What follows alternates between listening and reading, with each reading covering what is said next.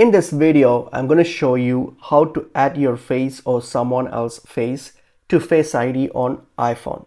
So what you're going to do here is on your iPhone, go to your settings. So open up settings on your iPhone. And once you're on the settings tab here, scroll all the way down and go to these Face ID and password option. Okay, click on it. So click on Face ID and then enter your passcode.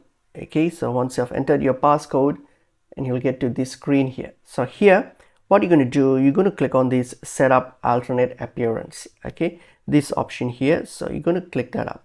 So when you click that up, okay, it's going to like take you to this screen here where you're going to set up your Face ID or even your someone else or your friend's Face ID or something like that. So all you have to do is click on get started. Okay, so all you have to do is click on get started and then follow the on-screen prompt, like for moving your head in a circle until your face has captured from every angle. Okay, so you just have to, like how you normally do when you set up a Face ID.